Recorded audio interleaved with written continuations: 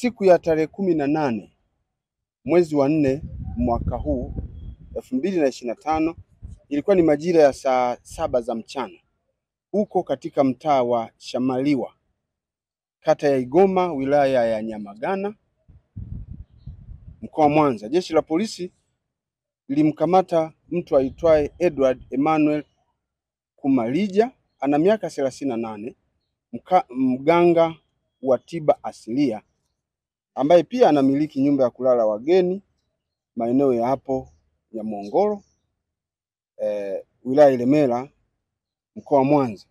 Bwana huyu alikamatwa kwa tuhuma za kujipatia fedha kwa njia ya udanganyifu kiasi cha shilingi milioni 12,400,070 kutoka kwa Edward Mahelo Bihemo mwenye umri wa miaka 43 ambaye ni mwalimu wa shule ya sekondari iitwayo Nyakabungo ambayo yuko mtaa wa Nyamanoro, kata ya Nyamanoro, wilaya Ilemela, katika jiji la Mwanza.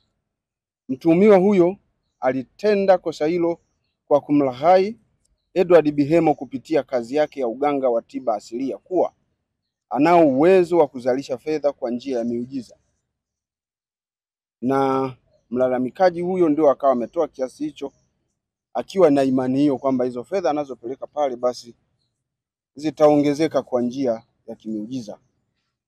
Chanzo cha tukio hilo ni tamaa ya watu kupata utajiri kwa haraka.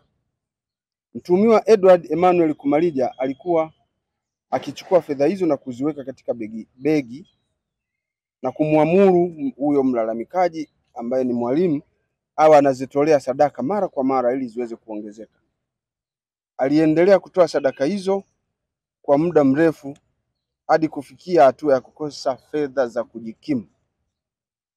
Alipofikia hatua sasa ya kuhangaika, hali ya maisha imekuwa ngumu, aliamua kwenda kwa mtuhumiwa huyo kwa lengo la kuchukua fedha zake alizoziweka kwa kipindi chote hicho. Ndipo aligundua kuwa alikuwa ametapeliwa fedha zake hizo shilingi milioni 12,400,000.